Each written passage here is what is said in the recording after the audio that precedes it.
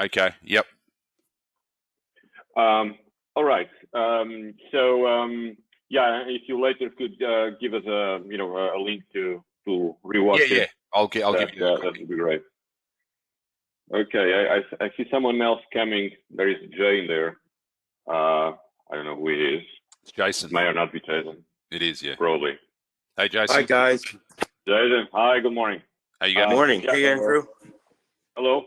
Morning to you as well. Just by way of introduction, Jason, this is Anton and Renat who head up our Logit dev team. And Hi, Jason. Hi, guys. Anton and Renat, Jason heads up the audit chain project, which of course is where Miguel and Charlie, Charlie have been working for, I don't know how long. It must have been nearly a year by now, Miguel. Yep. Yeah, exactly 1 year. Yep. Wow. I'll get to that in a second. Okay, cool. Yep. Okay, so I have just 8 or 9 little slides, a little bit terse. This is rather preliminary, but I'll share the slides with you because there are just a couple of links. Just kind of that context a little bit expanded. Pacioli itself started a couple of years ago. By me and Charlie. Charlie, knocked on our door. Interestingly enough, by an indication of Andrew, who had got that from Rolf Switzer. So small world. Well, yeah, we have been in talk. Well, never mind. So small world, all things are. So now, what about 1 year later? 1 year ago. Jason hired us to bring Pacioli on board and evolve it with the audit chain project.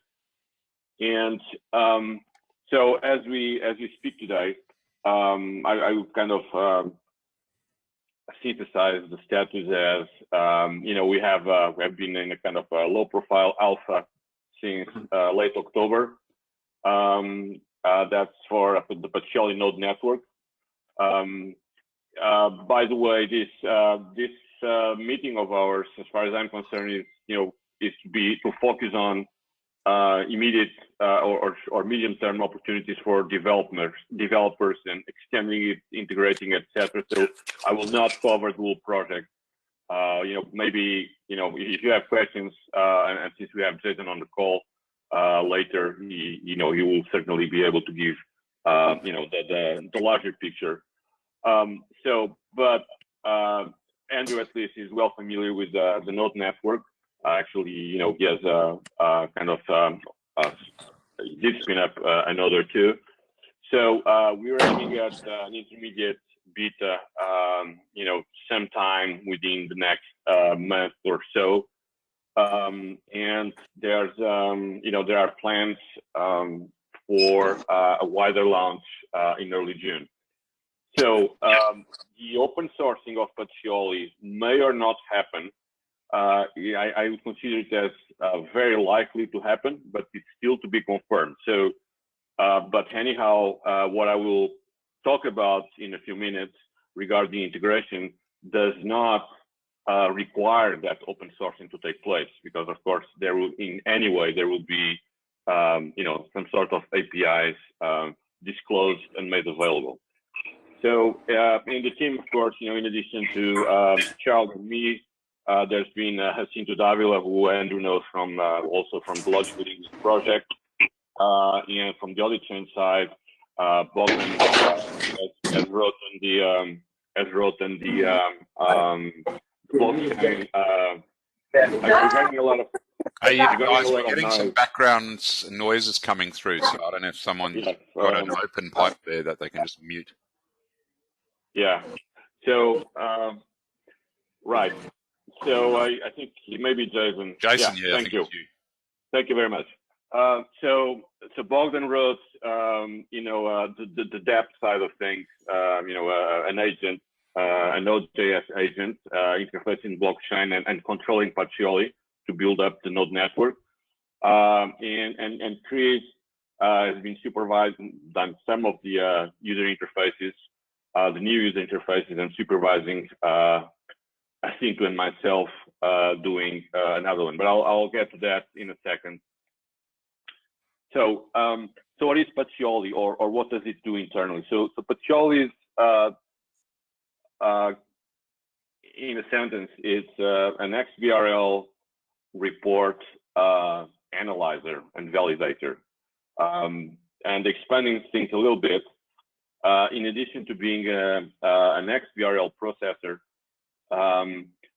covering, I would say, like, 85 to 90% of XBRL constructs.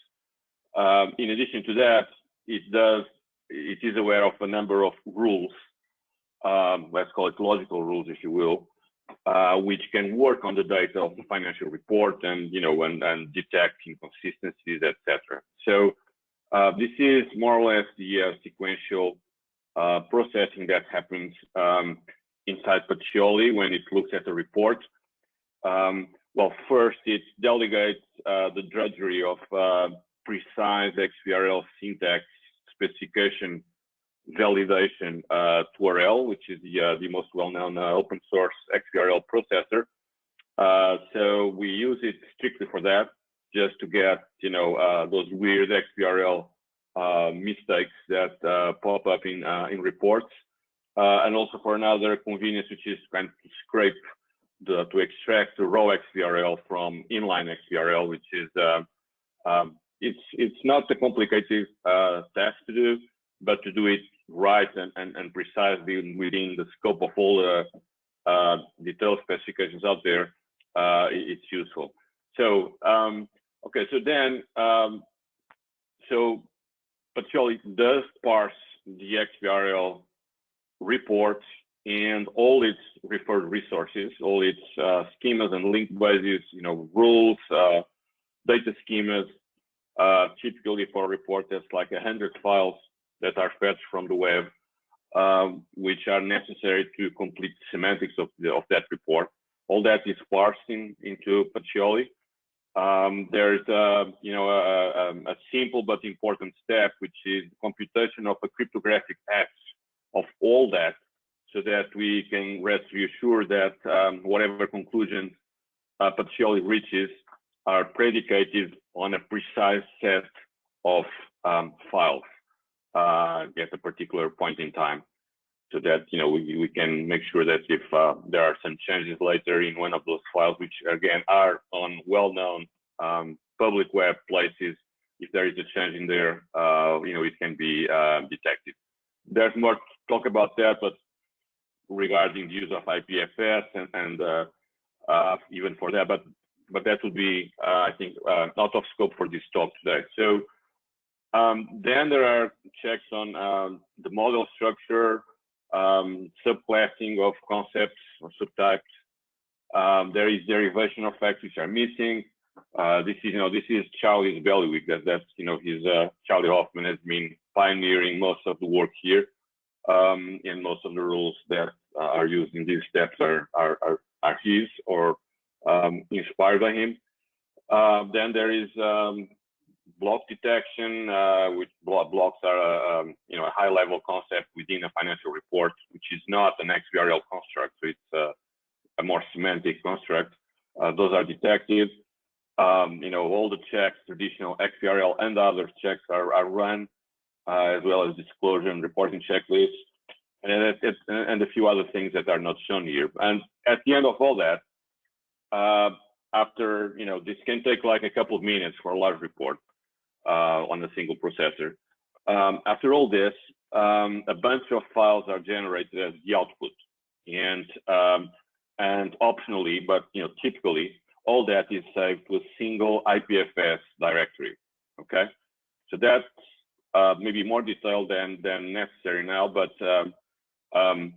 and again, I'll share this deck when we wrap. So moving on, there are two execution scenarios. I need to go through a few steps and a couple of other slides before I get to the actual APIs that will become available first, just so that you get the minimal context to understand what they're for.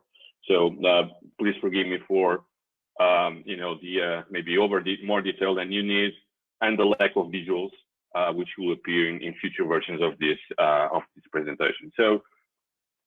But the important thing to understand is that there are two user scenarios today for Pacioli. One is what you see, Andrew has probably seen it.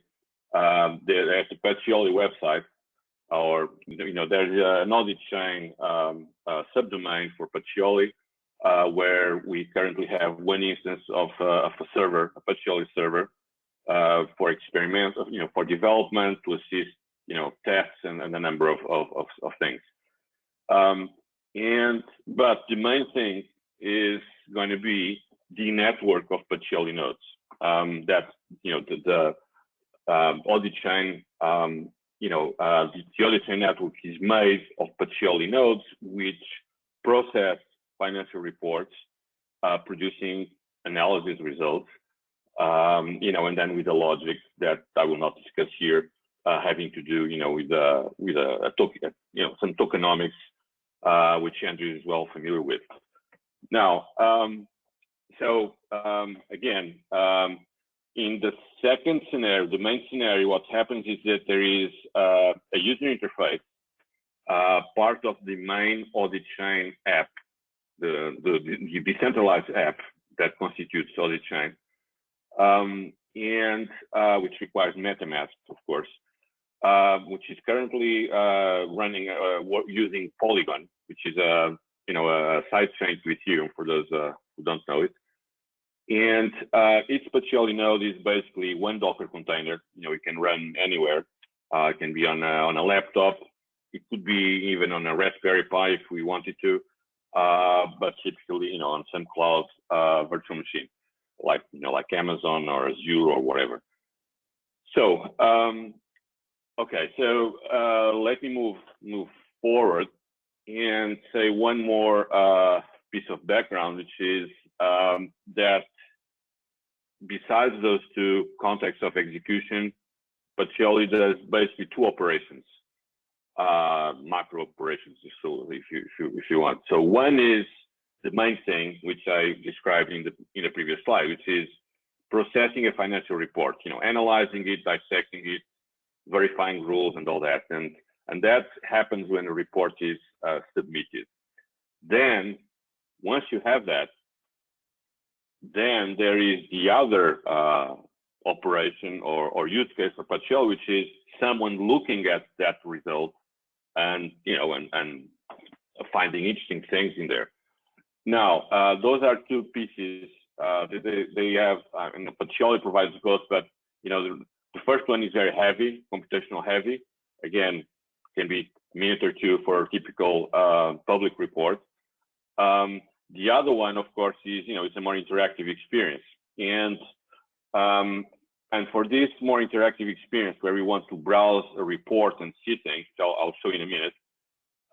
There are no less than 4 pieces of user interface right now. One group, well, historically, the first one that appeared was what we call the technical report.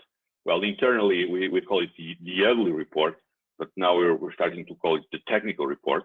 And the technical report is, a bunch of typically about 50 HTML files, which are generated once by Pacioli, and then, going to a folder, and that folder is kind of a self-contained description of financial report and the validation results by Pacioli in all detail.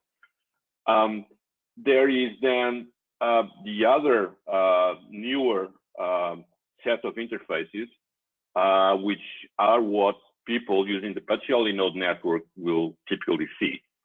So this technical report is for early adopters, for super accountants, people like Charlie Hoffman that study rules and develop rules, developers. The main users will use the other interfaces. So a dashboard, just a summary. I'll show that in a second. But just keep this in mind, because it's important for the little API examples, which I'll show in a second. So all that is a single IPFS directory. which we can then use and look at. Now, I think it's time probably for for an example. Let me pause here. Well, first, before I go from arid and scrutable to something more palatable. Any questions? Assuming no, let me see. Okay, so hold on a second. So many browsers, so little time. Give me a second here. Are you guys able to see me or no? I'm just curious. No, I only see a J, as in Jason. Nothing else. Okay. That's good news. That's expected, I hope. Yes, I'm just my first time using this. All right. Okay, so let me hold on a second. Let me just open up here.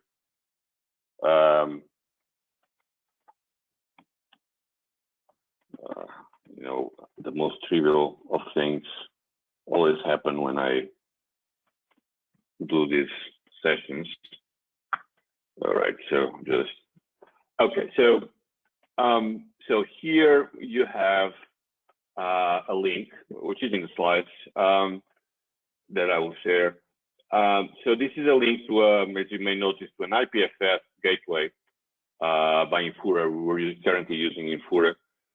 And this contains the 30 financial reports from the Dow 30 companies from last year or something like that. So Charlie Hoffman, of course, makes these things.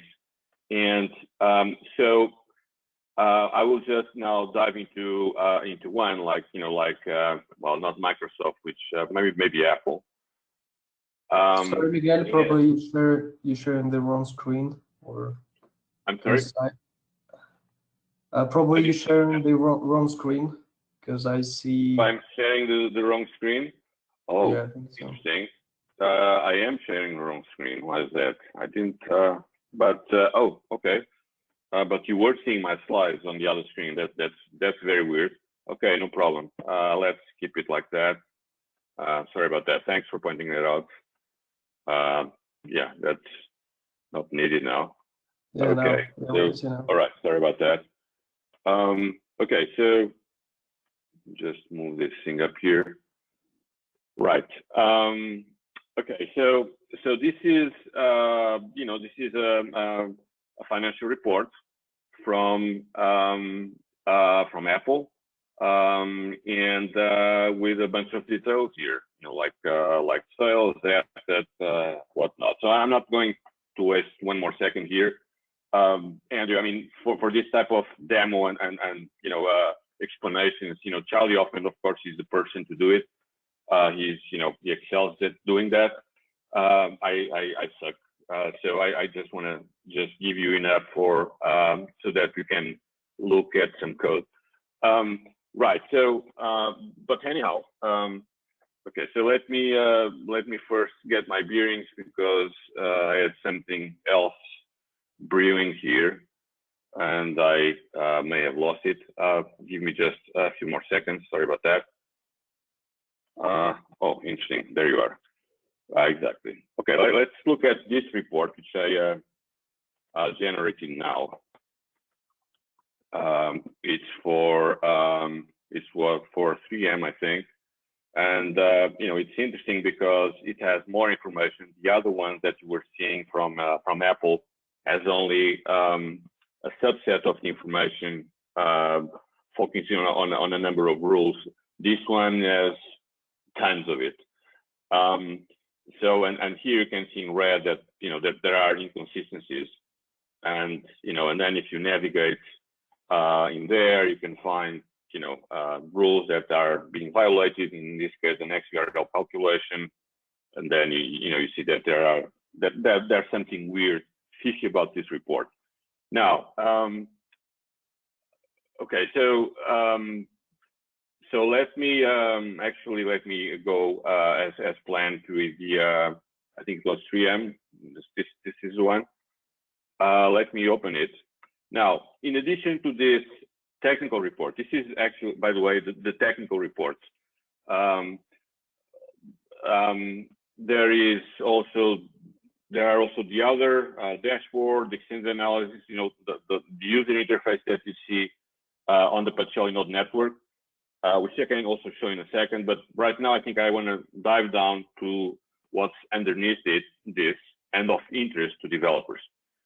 And that is that underneath all the things that the user sees, there is, of course, a model, a data model with all that. And I'll just then dive right in here. So you can see that there is, there are a couple of gigantic JSON files. This is one, and and this is another one.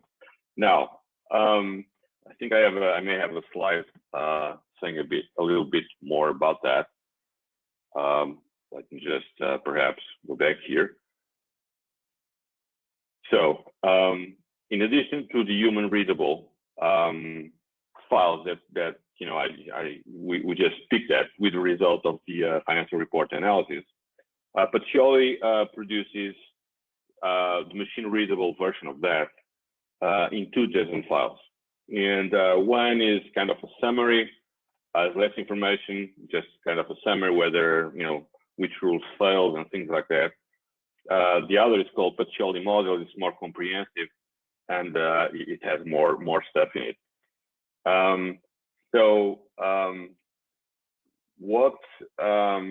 What I'm going to do to show you now is a couple of examples so that use those machine readable files.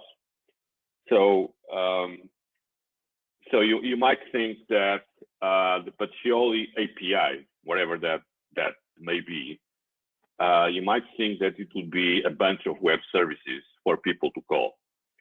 We thought about doing that earlier, up to summer last year. And then it hit us that that was probably not going to be a very good idea because of scaling issues. So as we want to, as we expect the audit chain project to be significant in terms of impact and user base, we expect people around the planet to go massively visit and inspect financial reports with interesting things in them. And there are scalability issues to consider. So having user interfaces and apps for that user base dependent on a traditional web services model, it's possible, of course, with load balancing, and whatnot, but it's, within the spirit of a blockchain and Web3 project, it seemed more logical to try to avoid that problem. And so we shifted our strategy from assuming that there would be a few Pacioli servers responding to web service requests. We moved from that to a financial report will be represented on IPFS with massive scalability and with all those characteristics that I'm sure you're familiar with, available from anywhere in the planet in a very robust manner.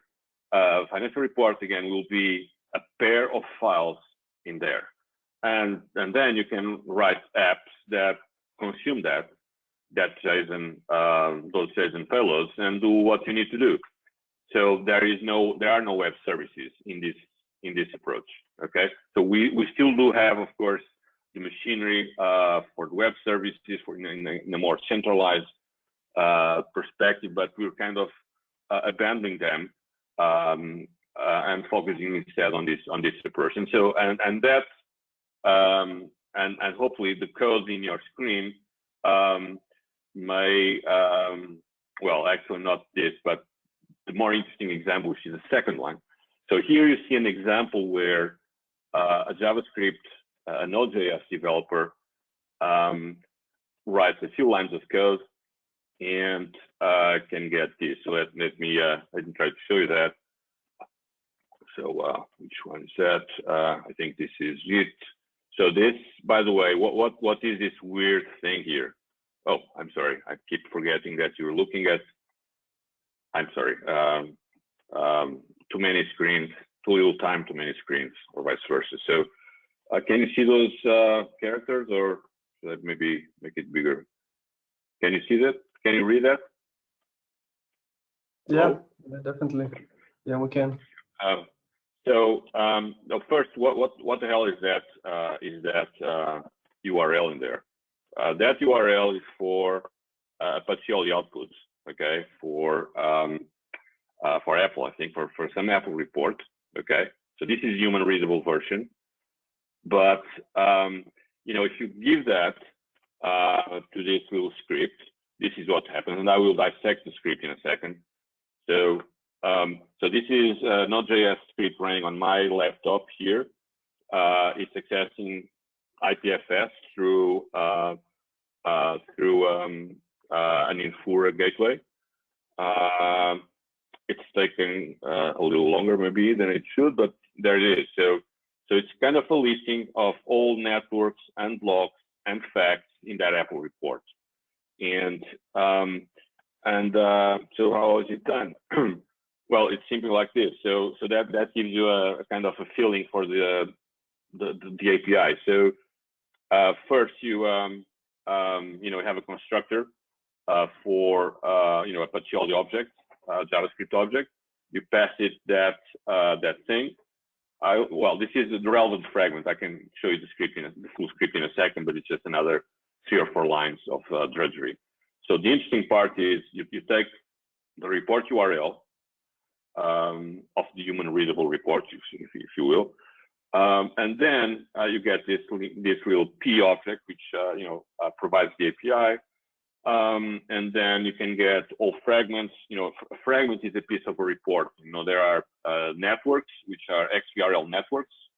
For those of you familiar with the XBRL, so it's a part of a report which is known to the XBRL standard. Then within networks, there can be one or more components. The component is basically an hypercube with data. And then there is a more detailed thing, like an assets rollup or something like that, which is called a block. And so this fragments method, takes the type of fragment and returns you a bunch of JavaScript objects with the respective information. So, and this is the full script. Well, not entirely the full script, but the full script.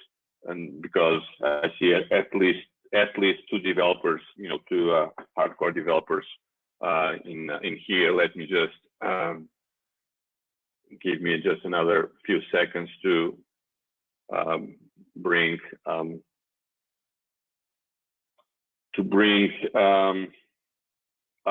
Visual Studio Code in here.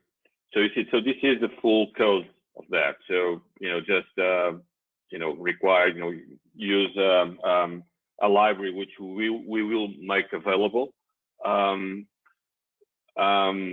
small JavaScript library, which then uses Axios to fetch JSON payloads that Pacioli generates.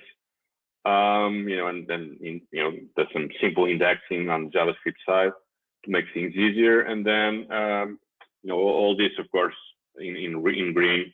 I mean, for the non-developers among us, all that is prepped. It's just experimental. So the real thing is just that. So you just iterate over the networks, iterate over blocks, and iterate over the facts, and just dump it.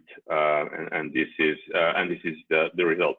Now, of course, this is ugly and raw, but hopefully that will give you a measure of what's possible.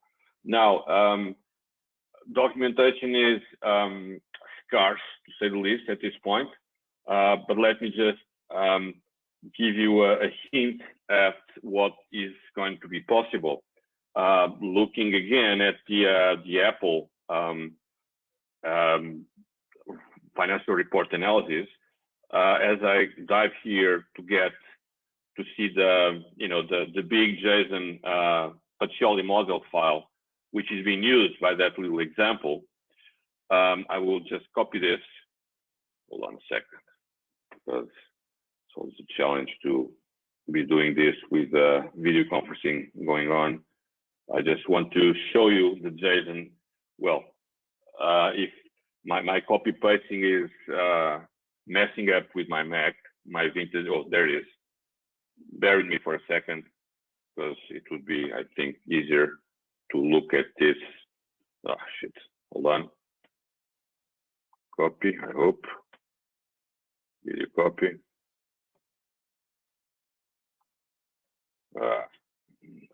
Okay. I'm sorry. Yeah, it's spinning. Okay. So just as if I don't, well, sorry about all that. Is it now? Okay. I'm getting there. A few more seconds. Now there's this little hack here. So I'll just delete that. It's a convenience for, it's technicality to make this file more easy to use in multiple contexts. So here, I'm just going to, the reason I did this copy and paste is just so I get into a better view on this and see a structured view. So I'm just going to collapse some of these things here so you get an idea. All right, so that's probably that's probably enough. So there are like maybe 20 or 25 tables or relations that Pacioli includes in this JSON object file, all right?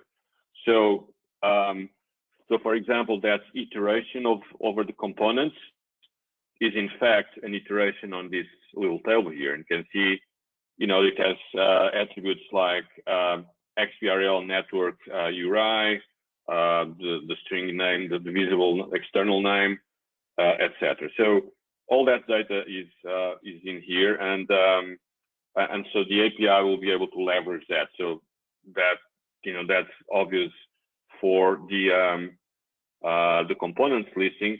Let me just go down here. Bear with me for a few more clicks, and I apologize. I should have ready this for your inspection. Just needs a few more. Just collapsing this. I want to get to rule outcomes because that's more interesting. I hope you don't fall asleep. I'm almost done, by the way. Just in case you thought you were going to suffer for Miguel. long. Oh, you're pointing. Pacioli is pointing to the FASB's website for the rules. Pacioli is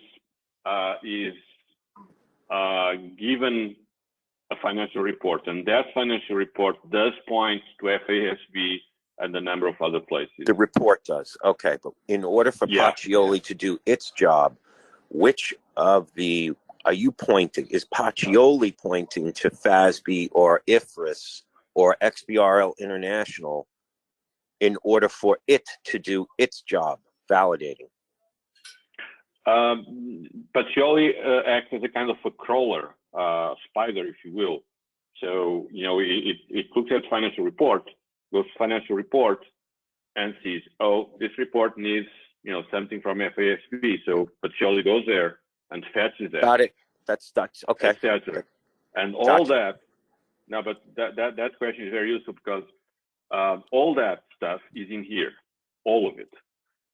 Well, actually, I'm subsetting it because some of the things didn't make sense for an API, but most of them are here, and ultimately they all could be.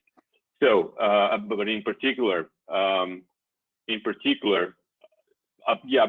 with me because I think that this point that Jason raised is interesting, just so you get the feeling for what Pacioli does.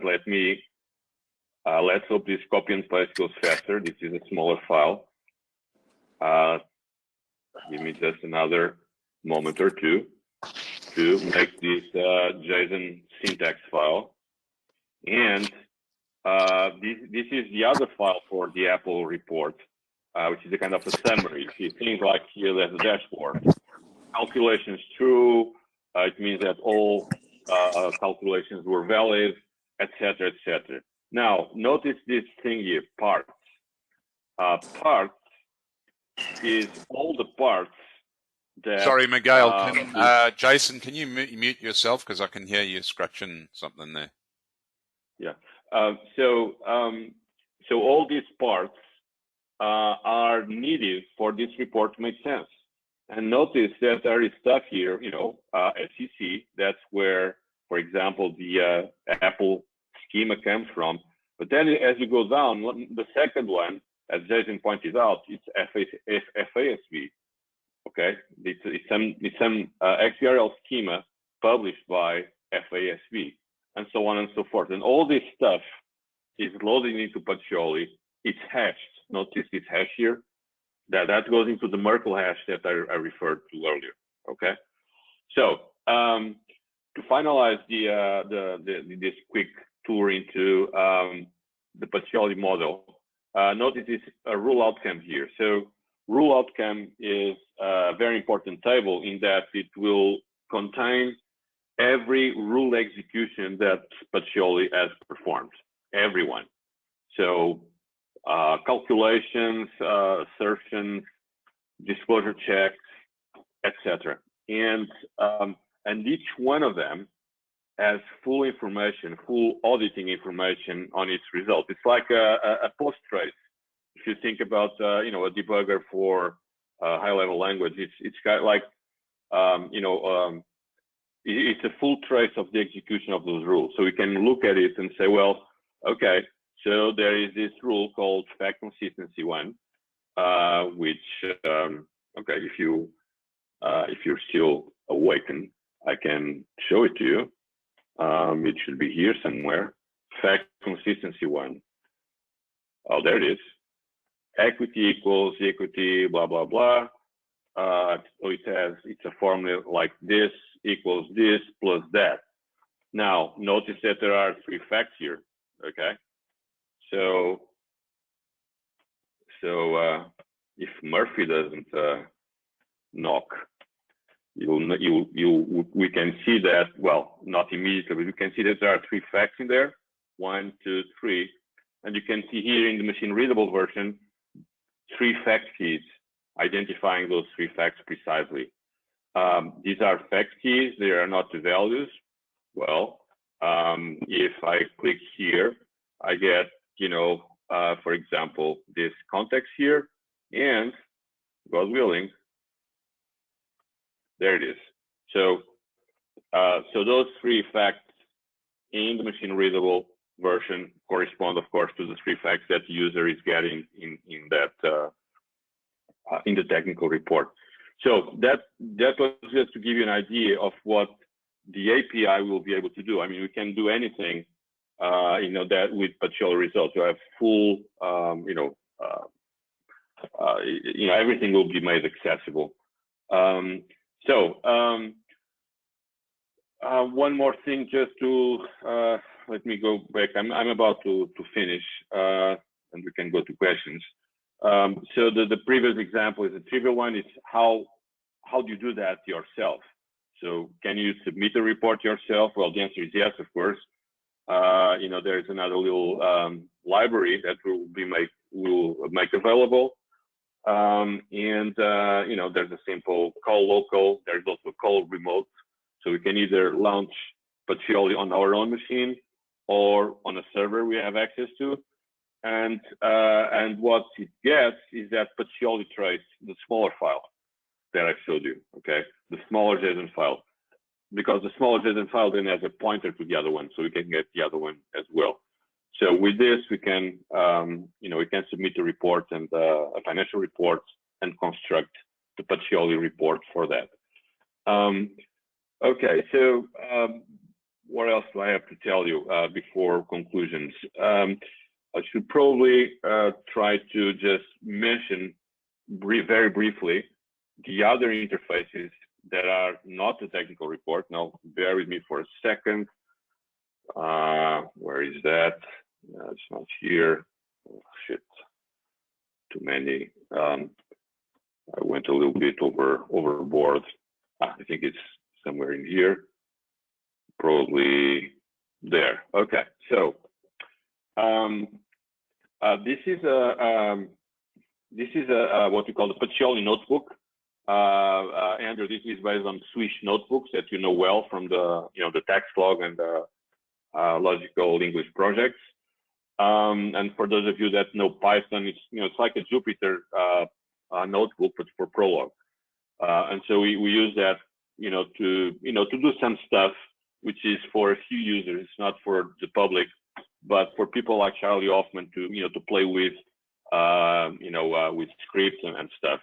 And so that's what we use to to do things like this, submitting a report and getting access to stuff. So that would go to the technical report you've already seen.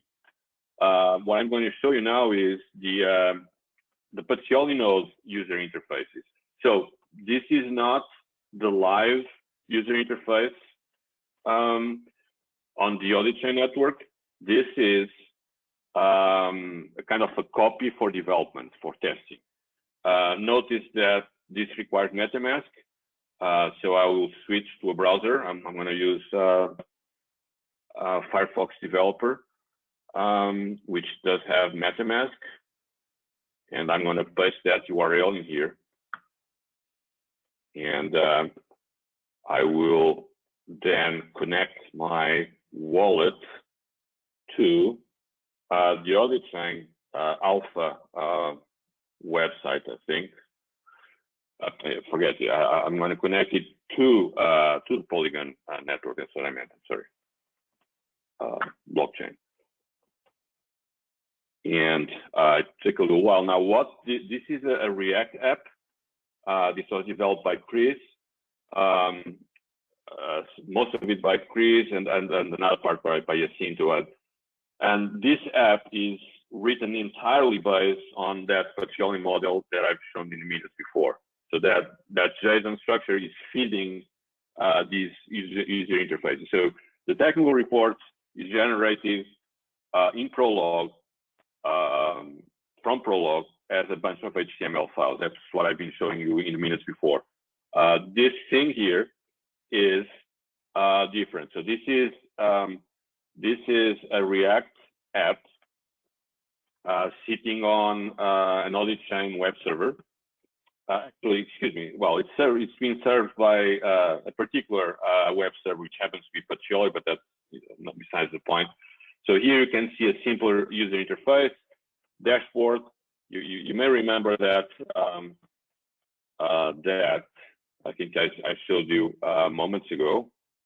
Probably you see that dashboard there. So that's this page on the right it's a trivial rendering of this thing there, right? Then there is state, which Chris also wrote based on an idea from Jason. So that's the kind of quick and dirty navigation to information report. This is this needs tuning, and in fact it's going to be deprecated by what's been done now. It's been under development since late October, which is the what we call extended analysis, and it's taking there are still performance issues to be solved on JavaScript side, on React side. It should have refreshed already. Okay, there it is. It's still it's taking a bit longer than I would like. But here, there's going to be pivots, multi-dimensional pivots, etc. So it's a user experience closer to the technical report in terms of power, but easier to use. Other than this sluggishness now, sorry about that, and I'll probably beg you to. I'll probably skip this now, so you don't fall asleep, as I would for sure if I were in your shoes. Sorry about that. So maybe let you to refresh in a few more seconds. Actually, this is the most exciting part. All right. Not waiting, but yeah, I get your point. Yeah. Right. Sorry.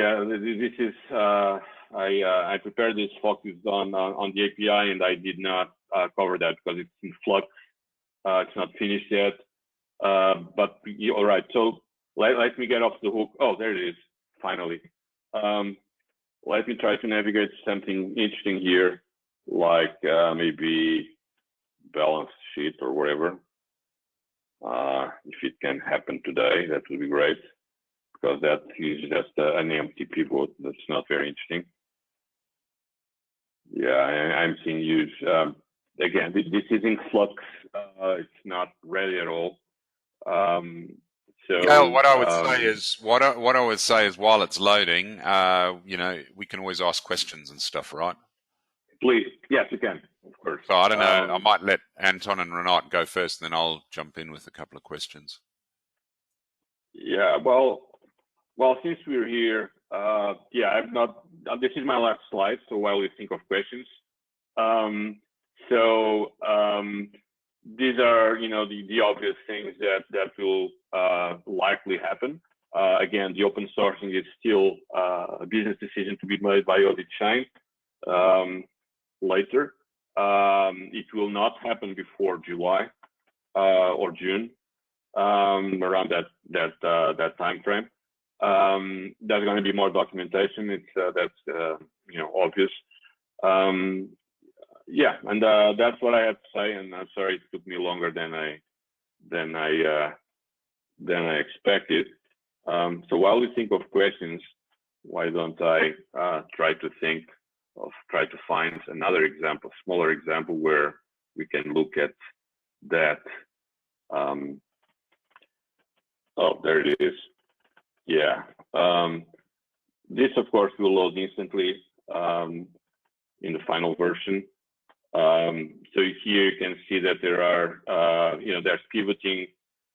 This is an old version. It's like at least a week or two behind. But just to give you an idea, so you can shift stuff from one place to the other.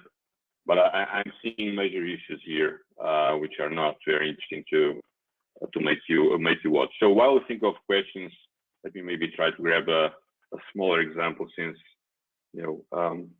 Jason in particular is fond of this feature, which has been taking a very long time to arrive. Let's see. Okay. Yeah, I'll try to generate one for a small report here. Just get that. So anticipating your questions, support for other languages. Well, this is neutral. I mean, of course, given our scarce resources, we're focused on JavaScript as the main language for integration. But the data structures, of course, are agnostic. They JSON, JavaScript object notation files.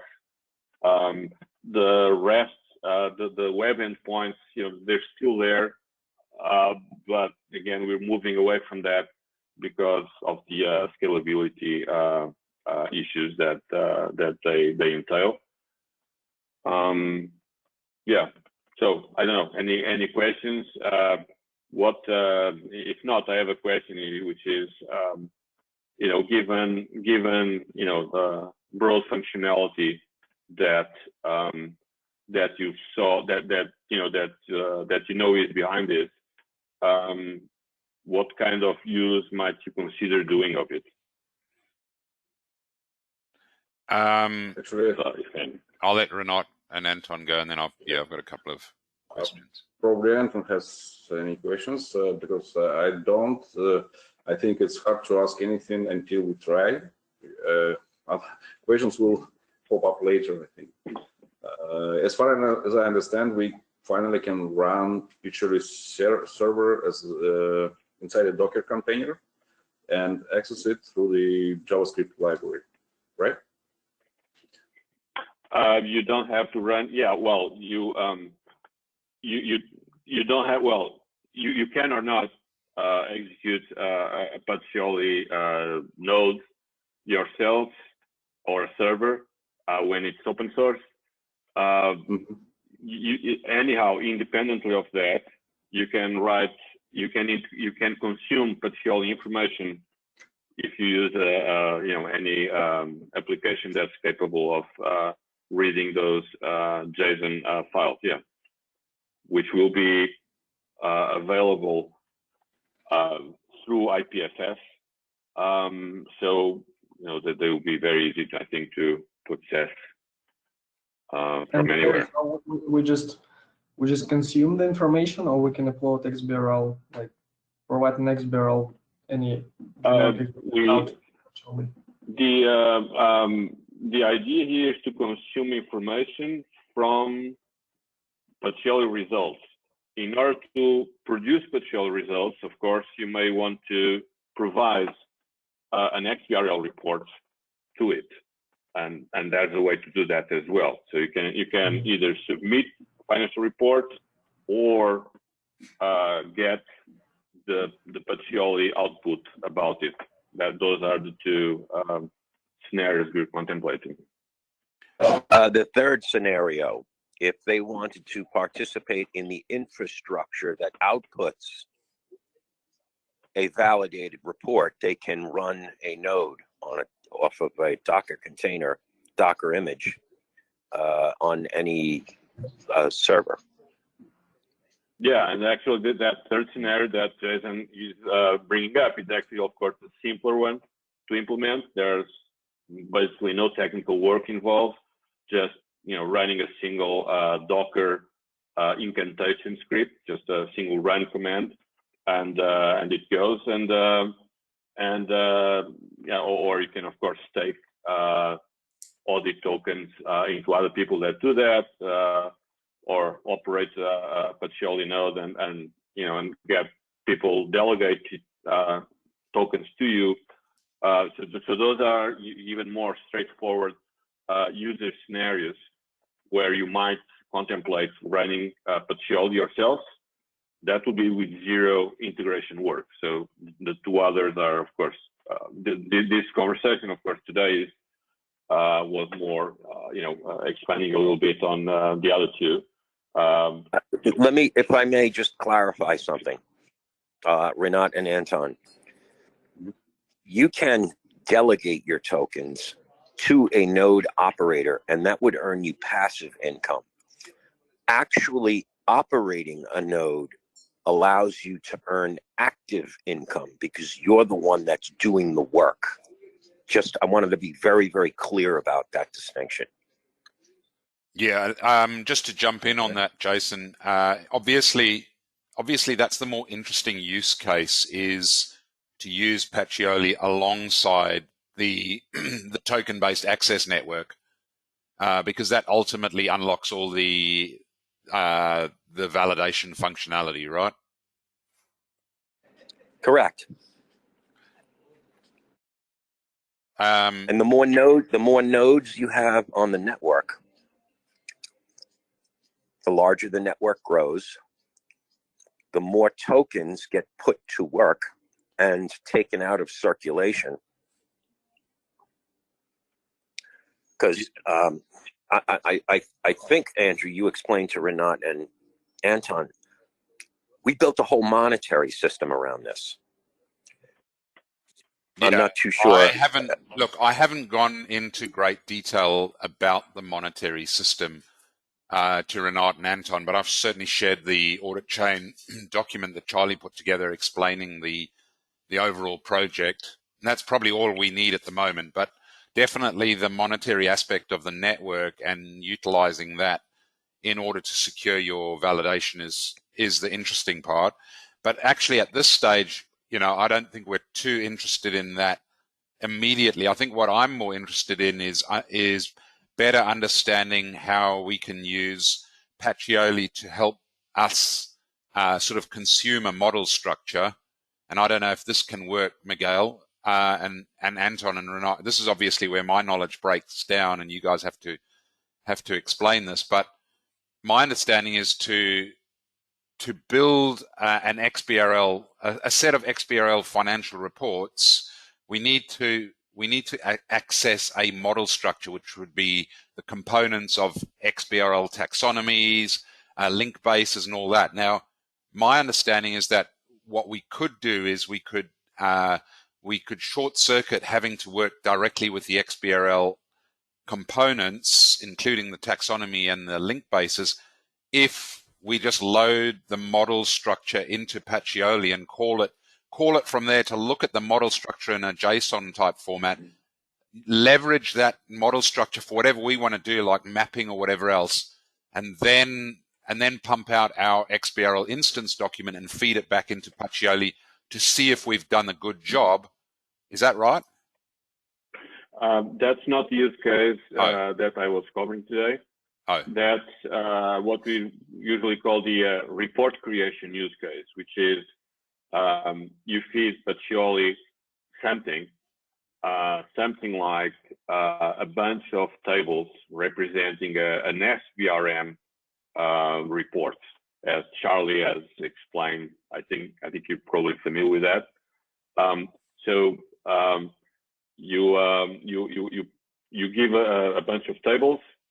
Sorry, Miguel, just on that, when you say you give it a bunch of tables, do you give it a bunch of tables using that JSON script? Is that suitable, or does it has to go in there as an XBRL object? As we speak today, that's not supported directly.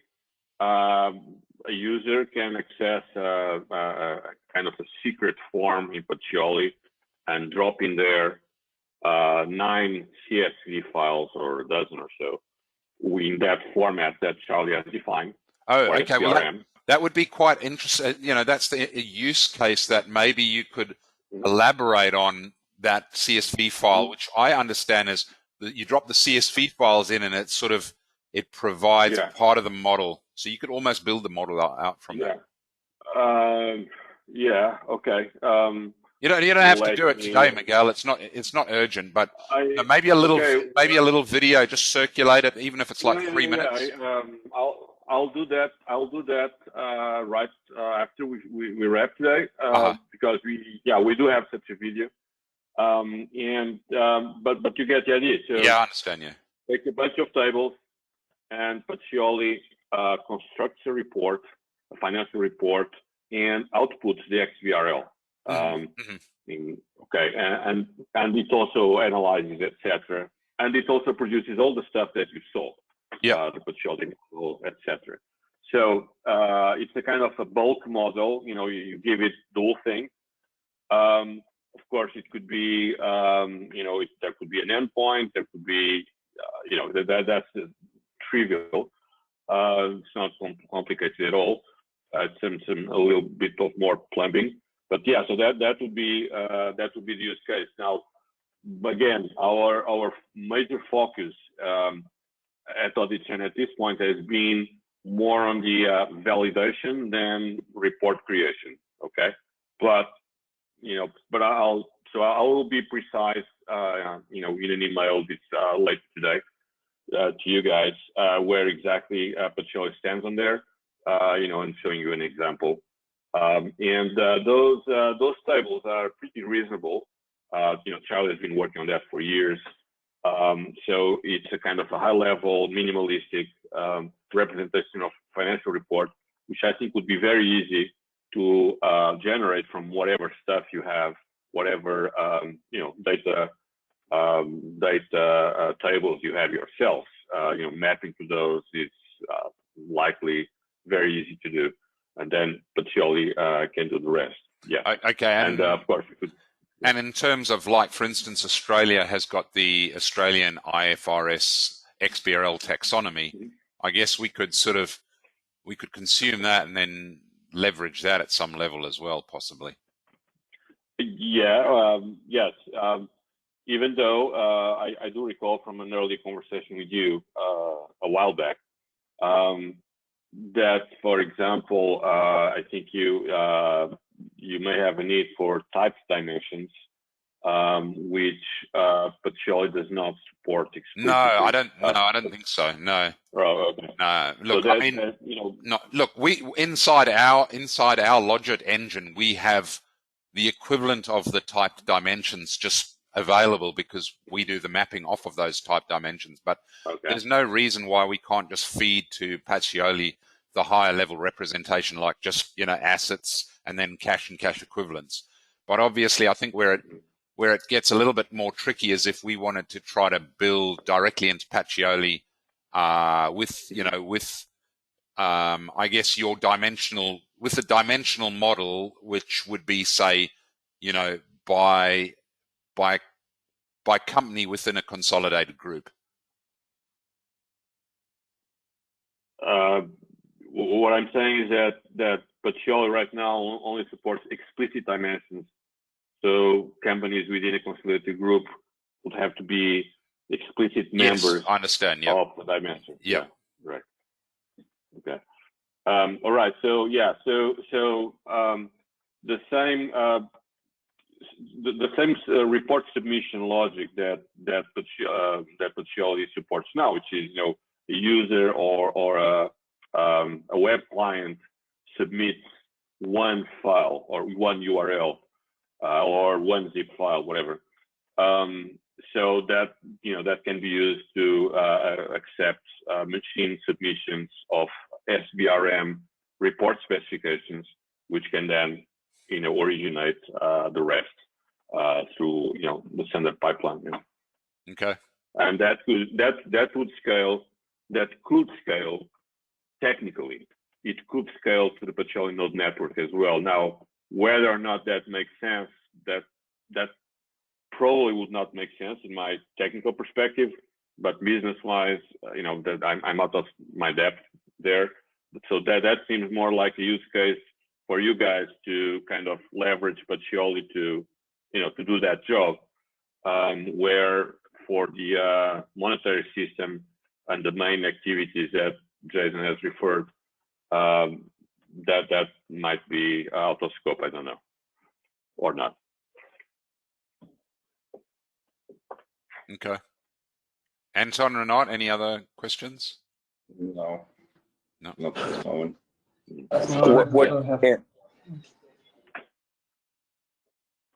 Andrew, what are you guys thinking about in terms of what are you thinking about use case wise?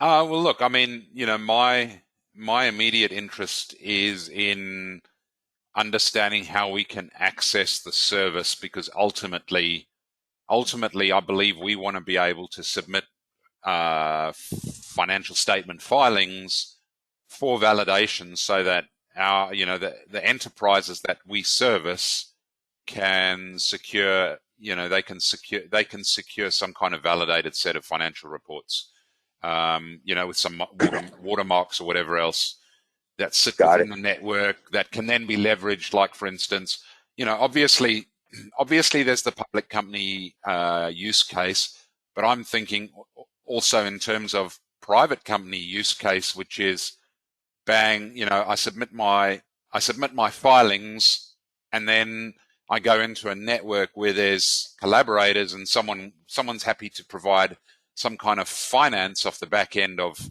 a valid set of filings.